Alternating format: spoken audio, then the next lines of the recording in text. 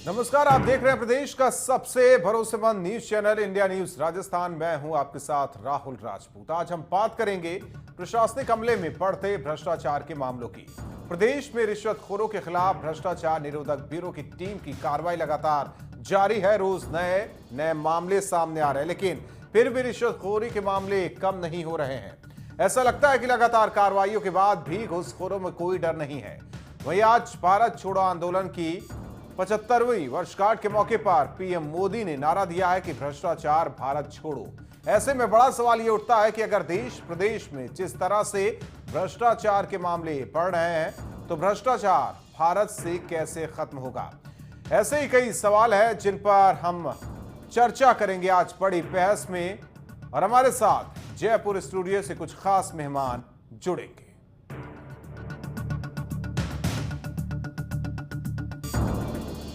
और बड़ी बहस से शुरू करें उससे पहले आपको 3 तस्वीरें दिखाते हैं। ये तस्वीरें देखिए, 2 तस्वीरें जयपुर की है, जहां पहले मामले में जेडीए के जोन 3 उपायुक्त रमेश चंद्र अग्रवाल को 20,000 की रिश्वत लेते रंगे हाथ पकड़ा गया। तो वहीं दूसरे मामले में जेडीए कार्यालय के ही जोन 12 के जेईएन को 50,000 रुपए की रिश्वत लेते हुए रंगे हाथ धर दबोचा गया। तीसरी तस्वीर आपके सामने पाली जिले के सोजत सिटी की है, जहां सोजत सिटी कृषि मंडी के सहायक सचिव बाबूलाल चौहान को 1,000 रुपए की रिश्वत लेते हुए रंगे हाथ एसीबी की टीम ने धर दबोचा। एसीबी की कार्रवाई में सरकारी कर्मचारियों को रिश्वत लेते रंगे हाथ गिरफ्तार करने के ये पहले मामले नहीं, इससे पहले भी इसी तरह से कई मामले सामने आते रहे हैं। राजस्थान खनिज विभाग में कार्यरत आईएएस अधिकारी अशोक सिंघवी का मामला तो सभी को याद ही होगा। अशोक सिंघवी को करीब 4.25 करोड़ की रिश्वत लेने के मामले में गिरफ्तार किया गया था।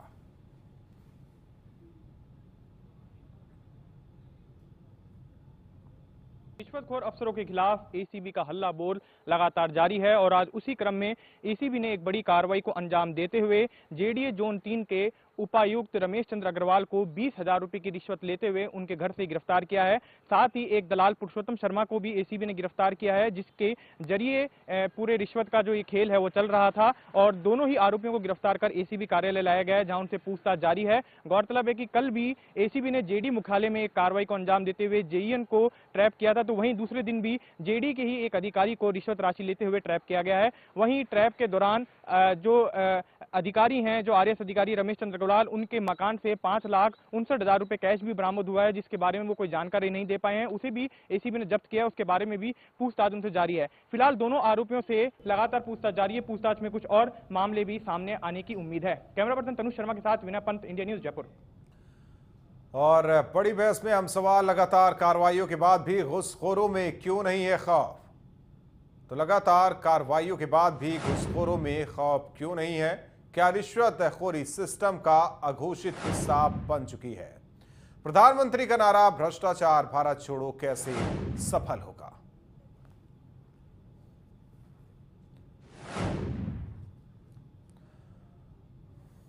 और बड़ी बहस में हमारे साथ मेहमान जुड़ चुके हैं। सबसे पहले परिचय करा देते हैं डॉक्टर नगेंद्र सिंह, जो कि कांग्रेस के नेता हमारे साथ जुड़ चुके हैं। डॉक्टर आलोक भारद्वाज जी, बीजेपी के नेता। पूनमचंद भंडारी जी, आम आदमी पार्टी के नेता। विष्णु कुलवाल जी, बसपा नेता। आप सभी मेहमानों का स्वागत है।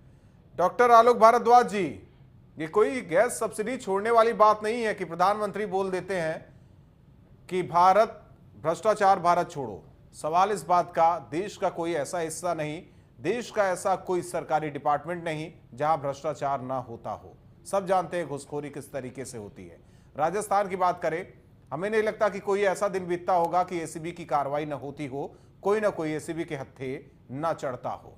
सवाल इस बात का, जिस सिस्टम में यह पैमाना तय कर लिया गया हो कि घुसखोरी होगी, कानूनी तरीके से नहीं गैर कानूनी तरीके से, तो फिर उसे दूर कैसे किया जा सकता है? देखिए राहुल जी, आपने कहा कि अगर ये तय कर लिया गया हो घूसखोरी होगी तो ये कोई शब्द है, कोई कुछ तय नहीं है। सबसे बड़ी बात है कि जो कहा गया है, आज प्रधानमंत्री ने कहा तो उससे नहीं कहा, उन्होंने कहा कि भाई ठीक है, भ्रष्टाचार मुक्त भारत करना है, भ्रष्टाचार मुक्त भारत करना है। उसके लिए भी आप भी जानते हैं कि भारत की आजादी के बाद से जो सारी समस्याएं हैं, आपको, मेरे को, हर व्यक्ति को, आम जनता को पता है कि शासन किसका रहा था इतने सालों तक, क्या स्थिति रही थी। मैं आलोचना या आरोप प्रत्यारोप की बात नहीं कर रहा हूं, लेकिन भ्रष्टाचार जो है वो जड़ों तक समा गया था, ये आप सब हम सब जानते हैं। और इसके लिए दोषी ठीक है अधिकारी है, जो भ्रष्ट अधिकारी है वो तो दोषी है ही, कई वक्त मजबूरी में जो आदमी रिश्वत देने जा रहा है उसको भी, मैं तो व्यक्तिगत कहीं ना कहीं दोषी उसको भी मानता हूं। सबसे बड़ी बात है कि समस्या इतनी विकराल रूप ले रखी है कि इसको अगर तोड़ना है तो हर आदमी को ये शपथ लेनी होगी कि नहीं, ये जो है ये समस्या मेरे बच्चों का भविष्य खराब करेगी, आना करेगी। त्वरित लाभ के लिए अगर हर तरह का व्यक्ति कोई भी इसे, आलोक जी, जब सिस्टम में ये किस्सा बन गया हो कि रिश्वतखोरी होगी ही होगी, तो दूर कैसे किया जाए? उसको भी खत्म किया जाएगा। उसी को राहुल जी, उसी को दूर करने की आप ये देख रहे हैं कि आप जितने भी, आप ही ने बताया कि आज एसीबी का जो छापा पड़ा है, कल भी पड़ा था, रोजाना इतनी घटनाएं हो रही हैं, आप ये देख रहे हैं। वो क्यों? आखिर ऐसा क्यों है? सरकार की तरफ से खुला एक ठीक है। आलोक भारद्वाज जी, एंटी करप्शन ब्यूरो टीम अपनी कार्रवाई कर रही है। सवाल इस बात का कि ऐसे मामलों में क्या कोई बड़ी सजा हो पाई है, किसी को रिकवरी हो पाई है? कोई उदाहरण हो तो दे दीजिए। बिल्कुल नहीं आते हैं। आलोक भारद्वाज जी से पूछते हैं ना, हम तो रोज देख रहे हैं एसीबी की कार्रवाई हो रही है। आपसे पूछ रहे हैं आलोक भारद्वाज जी, आप कोई उदाहरण हो तो दे दीजिए। देखो राहुल जी, आप उदाहरण की आप बात करते हैं तो सबको पता है जो भी दोषी होता है उसके ऊपर जो भी है, ठीक है, एक प्रक्रिया है आपके यहाँ पे। हमारे भारत में ये तो वकील साहब यहाँ बैठे हैं, ठीक है, आज आम आदमी के प्रतिनिधि है पार्टी के, लेकिन है तो आलोक भारद्वाज जी आपसे एक उदाहरण मांग रहे हैं। राजस्थान में कोई ऐसा उदाहरण है एसीबी की कार्रवाई के बाद कार्रवाई हुई हो, तगड़ी रिकवरी हुआ हो या बड़ी सजा हुई हो? हमें तो आज तक नहीं दिखाई दिया।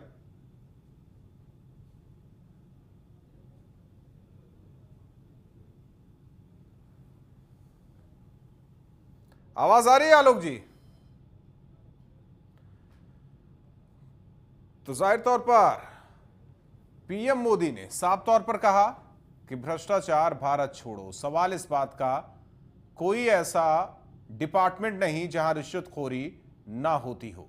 एसीबी की कार्रवाई लगातार हो रही है, लेकिन सवाल वही आलोक भारद्वाज जी कि एसीबी की कार्रवाई के बाद क्या कुछ बड़ा हो पाया है जिससे ऐसे कर्मचारी और अधिकारी सबक ले सके, उनमें डर हो?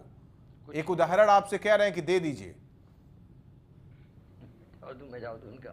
आ रहा हूं आपके पास। अब ये जवाब इनको थोड़ा सा हो रहा है, इनको पता नहीं क्या उत्कंठा हो रही है, कह रहे हैं मैं जवाब दूं, कुछ नहीं हुआ, क्या नहीं, जवाब तो दे ही देंगे वो। आपसे जानना चाहते हैं आलोक भारद्वाज जी, सवाल मेरा है, जवाब मुझे दे दीजिए। आप जो कह रहे हैं राहुल जी, केस भी दर्ज होता है प्रक्रिया में, जो चीज कोर्ट के अगर विचाराधीन है, अदालत में है, उसमें हर व्यक्ति को अपने अधिकार है, एक न्यायिक प्रक्रिया। आप लोग मान लीजिए ना, आप लोग मान लीजिए कोरी बयानबाजी ना हो, भाषणबाजी ना हो, नहीं तो कोरी बयानबाजी संसद में बैठे आह्वान किया जाता है। एक मिनट आलोक भारद्वाज जी, आलोक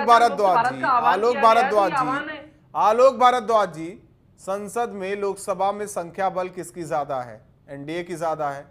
नया कानून लाया जाए या कानून में संशोधन हो, पूरे देश में लागू कराया जाए, तब हम समझे ना कि प्रधानमंत्री गंभीर हैं, बीजेपी के नेता गंभीर हैं, एनडीए के नेता गंभीर हैं। वो चाहते हैं कि भ्रष्टाचार भारत छोड़ो हो, ये सपना हो। देखिए, कोरी बातें ना किया कीजिए, कोरी बातें ना हो। पूनम चंद भी अच्छा काम करेंगे। देखिए, जिसको कोरा ही दिखता है उसको कोरा ही नजर आता है। नहीं, वो तो दिखाई दे रहा है हमें।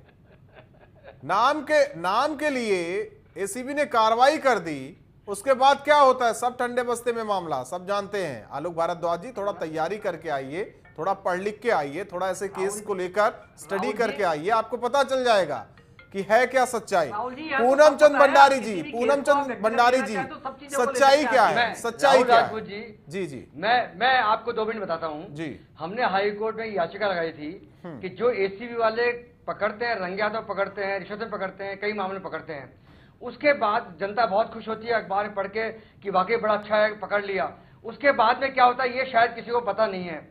95% केसेस के अंदर प्रोसिक्यूशन सैंक्शन नहीं दी जाती है जी। इन मामलों में क्या होता है, पुलिस जांच कर लेती है, सब कुछ कर लेती है, और जब कोर्ट में चार्जशीट फाइल करनी पड़ती है उससे पहले सरकार से इसकी अनुमति लेनी पड़ती है अपॉइंटिंग अथॉरिटी से।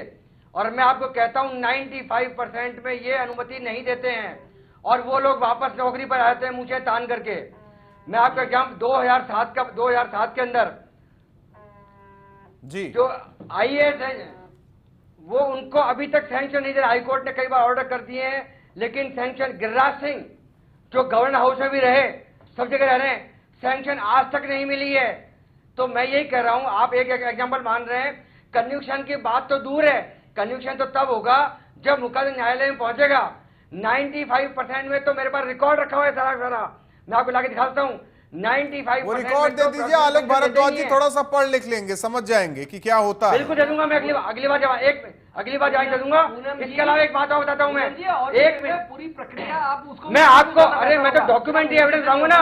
देखिए सेक्शन 19 होता है, section 19 prevention of corruption act होता है, उसके तहत अगर मोदी चाहते हैं करप्शन खत्म हो तो सबसे पहले section 19 of the prevention of corruption act, इसको खत्म करना पड़ेगा, जो सारे इनका अधिकारियों को बचा रहा है। मैं आपको किसी को बचा नहीं, सब चीजें, अरे मैं डॉक्यूमेंट एविडेंस दे रहा हूं, हाई कोर्ट का ऑर्डर है भैया। भारद्वाज साहब सुन लीजिए, अंग्रेजों के जमाने का कानून लेकर चल रहे हैं आप लोग, बदलाव तो होना चाहिए। ये सेक्शन 19 जो है ये सरकार के हाथ में है, और आप देखिए इन्होंने और क्या किया उसके बाद में। आज मान लीजिए इनको अरेस्ट कर लिया, सस्पेंड कर देंगे, 2 साल तक इंक्वायरी नहीं होगी, इनको वापस रीइंस्टेट कर देंगे। सब मालूम है पूनम चंद भंडारी जी, सारी चीजें इसीलिए मैंने पूछा ना कि आलोक भारद्वाज से कि अगर एसीबी ने कार्रवाई की, चलिए काबिले तारीफ है एसीबी की कार्रवाई, उसके बाद क्या कोई उदाहरण है? उदाहरण कोई नहीं, वो तो बहुत मालूम है, बहुत मेहनत करते हैं, मालूम है, मुझे भी चीजें मालूम है। लेकिन ये जो आज अखबार में ऐड किया है नगेंद्र सिंह मोदी जी, 3 साल हो गए, नगेंद्र सिंह जी हमारे देश के बड़े नेता, बहुत अच्छेदार बातें करते हैं। मैं वही बता रहा हूं, मैं नहीं अरे पूनम चंद भंडारी जी क्या कर रहे हैं, पूनम चंद भंडारी जी आ रहे हैं, करप्शन खत्म करने की बात कर रहे हैं। नगेंद्र सिंह जी हमारे देश के सबसे बड़े नेता यानी कि प्रधानमंत्री साहब बड़ी अच्छी अच्छी बातें करते हैं। सवाल इस बात का, वो बात करने से पहले होमवर्क कर लिया जाए और वाकई उस जिस तरीके से भ्रष्टाचार भारत छोड़ो की बात कर रहे हैं, पहले कानून में संशोधन कर लिया जाए, फिर इसके बाद हमें नहीं लगता कि कोई अधिकारी कोई कर्मचारी रिश्वतखोरी करता हुआ नजर आएगा।